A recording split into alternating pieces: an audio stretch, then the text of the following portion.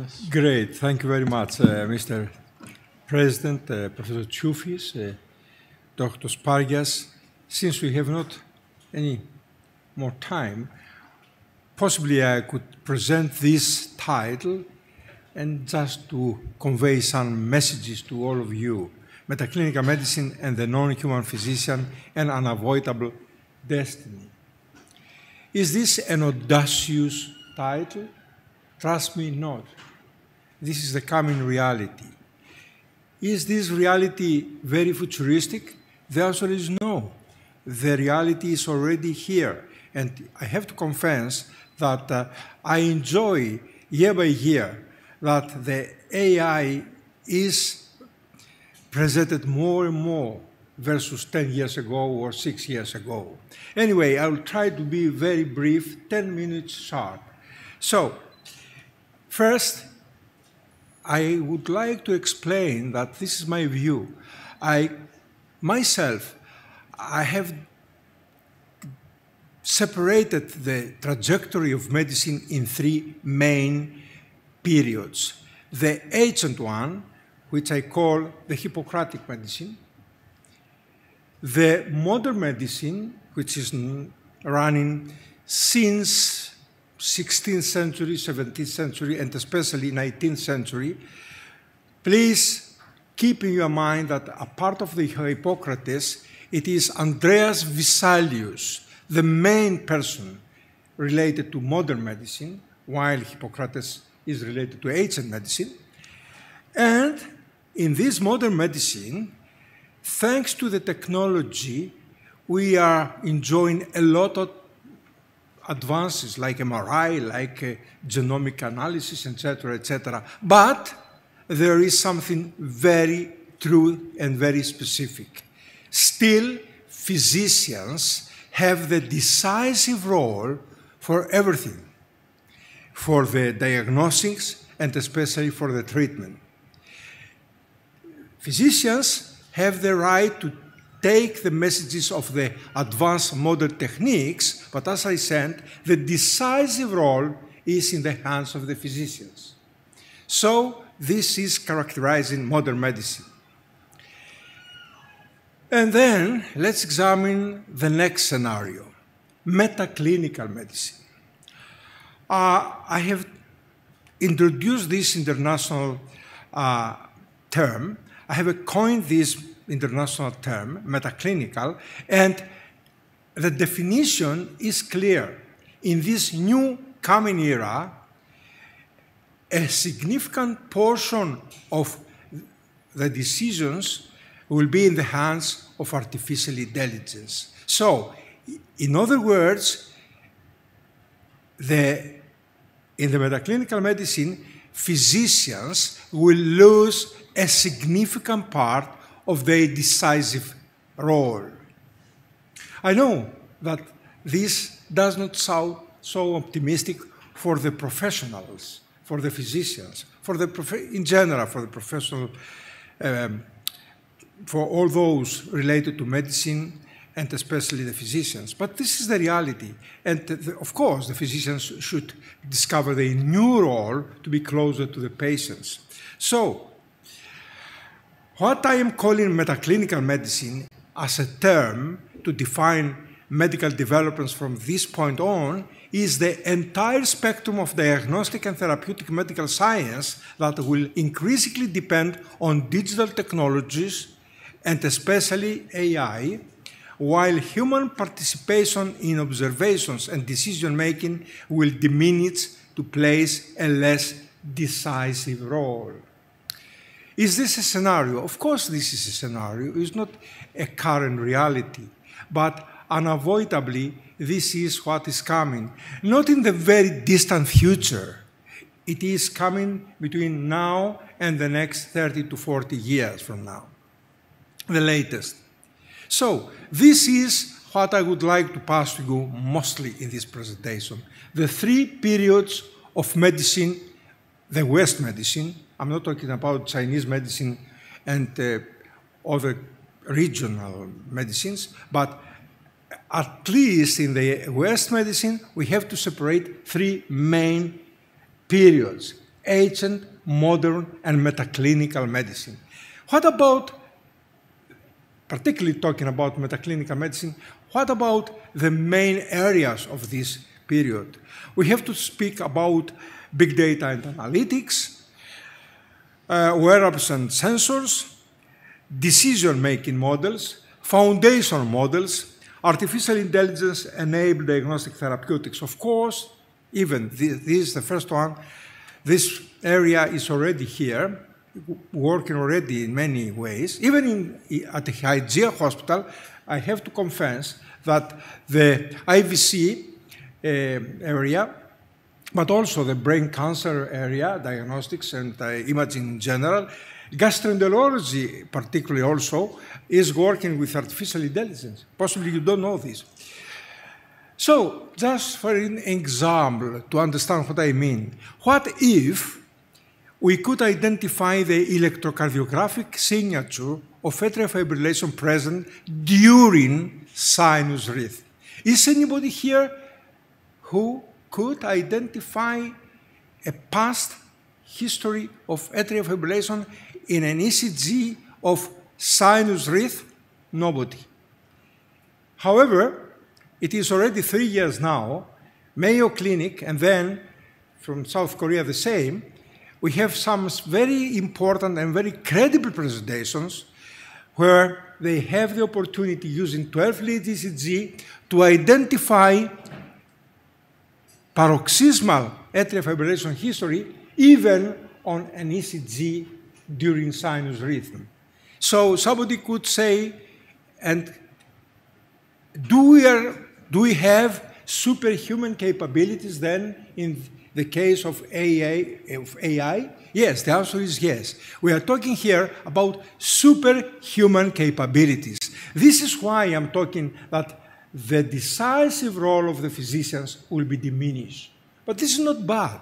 This is not necessarily bad. Please, not panic. I'm talking about a transition of medicine. Just in very brief, to talk about digital twins. What is a digital twin then? A digital twin is a digital representation of a physical object or system. We are talking here about the real thing, and here is the digital twin. But this is not just a painting. This is functional. So using, on the right, there is a replica of a digital replica which is functional. That makes the life of the engineers very easy because they could make any experiment on the digital replica and not on the real thing, which is very expensive. I know that this sounds very futuristic, but as I said, we're talking about something which is coming. It's not ready yet. This is an interesting presentation published at the European Heart Journal, the digital twin to enable the vision of precision medicine. Yes, exactly. This is the scenario. To develop a digital twin replica for each case, for each human being, and using this digital replica, the digital twin of each one of us, to have the opportunity to know which kind of therapy is ideal for this particularly individual. Doctor Who. Inevitably, the question arises as to the future role of the human physicians. Unavoidably, the physicians will change to a significant degree. I'm not talking that we are going to lose the physicians and their role, not at all. But based on this new scenario, many things will be much more better organized. The diagnostic role of the artificial intelligence will be much more accurate. The digital data will be much better organized. And trust me, the developments are extremely fast and very, very important. In my opinion, In the question if the AI is going to replace the physicians, the answer is no. But those physicians who cannot understand artificial intelligence will lose their job. But, dear colleagues, Heraclitus first observed saying everything flows and our planet is a world of change. So, in conclusion, the advancements in artificial intelligence and a subset of a significant number of AI-enabled technologies inevitably lead medicine to extremely new perspectives in terms of diagnostics and treatment. Inevitably, because this is our destiny. This is the destiny of medicine. Imagine 80 years ago, we were talking about artificial neurothorax. Now it sounds like a joke, correct? So the role of the human physician, initially in internal pathology, will be minimized. I'm not talking about skills. I'm talking mostly about internal medicine first. Restricted due to the superhuman capabilities of artificial intelligence. Doctors will need to adjust their existence according to these dramatic developments. You see this picture? Do you know how much time the painter spent to make this picture? The painter is me. And the generative artificial intelligence is the doer. And it took to me 4 seconds to create this picture. I sent to the ChatGPT, dear ChatGPT, could you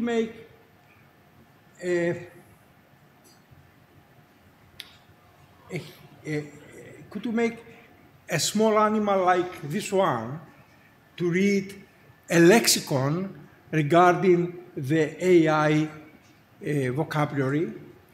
By the opportunity, I suggest to you to start reading the vocabulary and the main jargon of AI, because it's absolutely necessary, especially for the young physicians. I like to be very short here.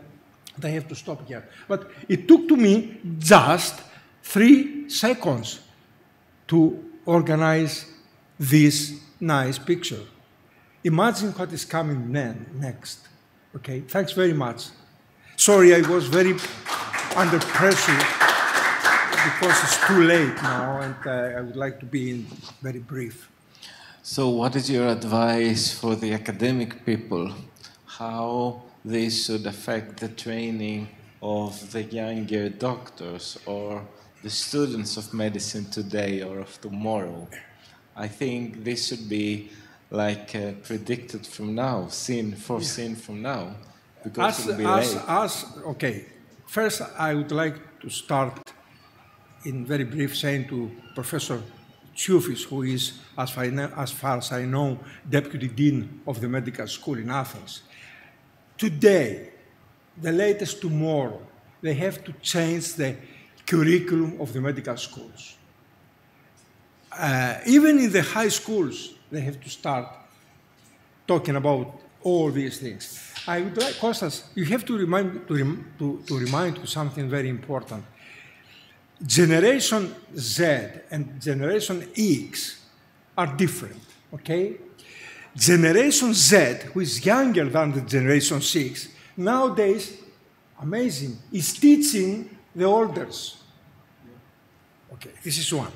Second, what about the AI natives? So a child born today is going to be, to a significant degree, AI native. The AI natives will be totally different than all the rest.